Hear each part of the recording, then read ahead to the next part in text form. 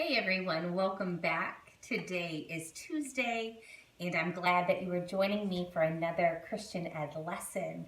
My God sighting for today would be that I got to take a nap. That's something that I have not done in a really long time, but for whatever reason, I was kind of sleepy today, so I got to take a nap and it was lovely. It was a really lovely nap. So hopefully you have something fun that you could share with people in your home, something that God has gifted you with, something awesome that God has allowed to happen to you today. So today we're going to get right to our lesson. Our lesson is on something that we all have either struggled with a long time ago or it's something that we're struggling with right now. And hopefully it's not a habit that you will develop in the future. So this is honesty. Some of us do not have a habit of being honest, and it can cause us a lot of trouble. If you're being honest right now, I would say that the majority of us, if not all of us, have told a lie. Sometimes we tell lies so often that we're not even so sure of what the truth is anymore. Well, I want to give you a little example. I have a helper today. This is one of my granddaughter's little teddy bears, and I'm going to borrow it. And I've got this string here. And what I'm going to do is we're going to talk about different kinds of lies that we may have told. And as we talk about them, I am going to wrap this yarn around this poor little guy. So maybe you didn't eat all your dinner and you fed it to the dog and you told your mom that you cleaned your plate. Maybe you were supposed to clean your room, but you really shoved everything under the bed or in the closet. Maybe you hurt your brother or sister and you said it was an accident, but it wasn't. You know you actually did it. Maybe you took something that didn't belong to you and you claim to know nothing about it. Maybe you told the teacher that your dog ate your homework. Maybe you said something really nasty and mean to somebody, and then you said, I'm just kidding, I'm just joking, but yet you really weren't. Maybe you tell people things that just aren't true about your life, about your home. Maybe you say things are really bad at home and they're really not. You just want sympathy. Maybe you say that you got to go on vacation and you got $100 and you got all of these really cool things, but those things really didn't happen. You just want your friends to think that your life is more exciting than it is. Well, when we tell these lies, whether they're big or small, and by the way, a little lie, a little white lie is still a lie. It doesn't matter if it's big or little, a lie is a lie is a lie.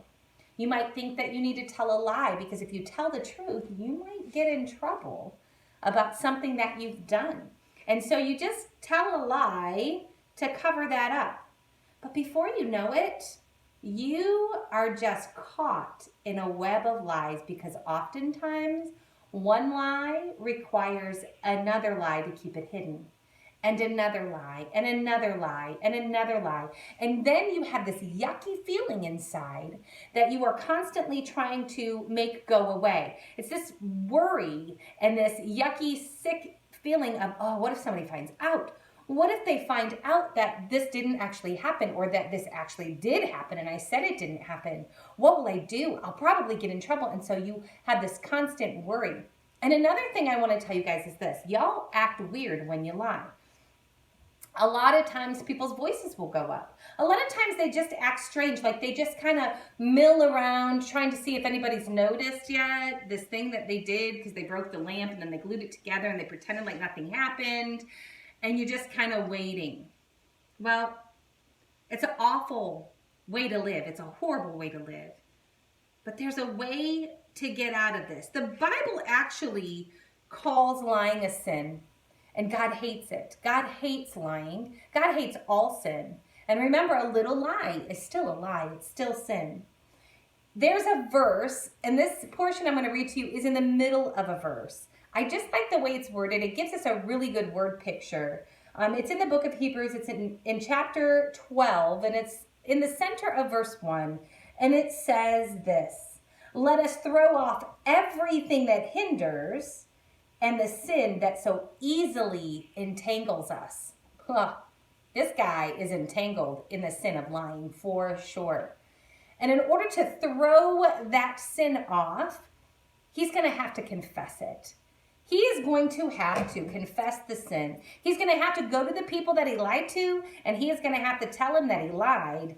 And when he does that, these web strings will start to break. When he confesses them to Jesus and he asks for forgiveness, he or she, these web strings will start to break.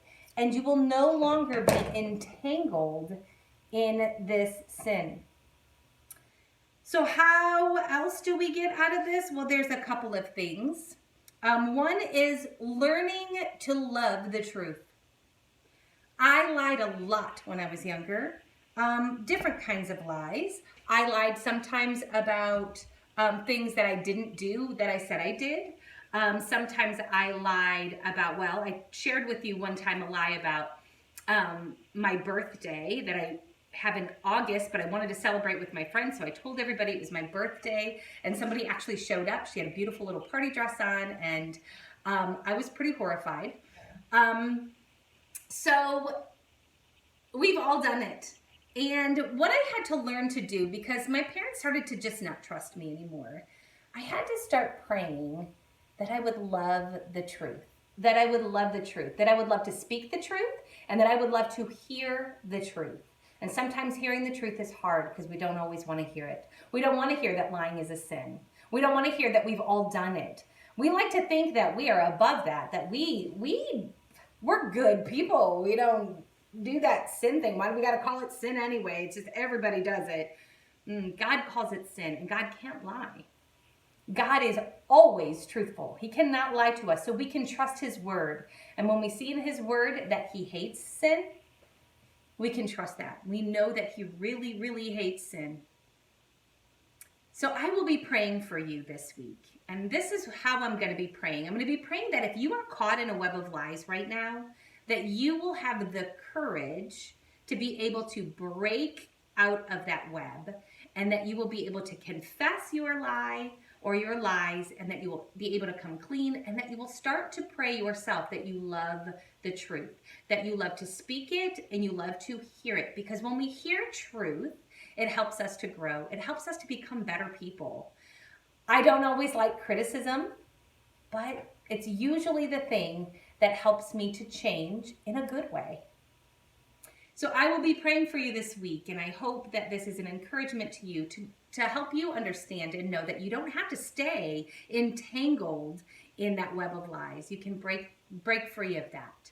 Now, real quick before you go, I want to show you our salt crystals that we started. Now, there's not really a whole lot to see just yet. There are some small crystals that are starting to grow on this string, and there's a whole bunch of salt still on the bottom. And this one, I actually put a bigger sponge in here because it just kept floating to the top. And this one is super difficult to see too. And there's not a whole lot going on with this one either. There are a few salt crystals kind of growing on the top, but this is a slow process. Hopefully by the end of the week, we have some good crystals.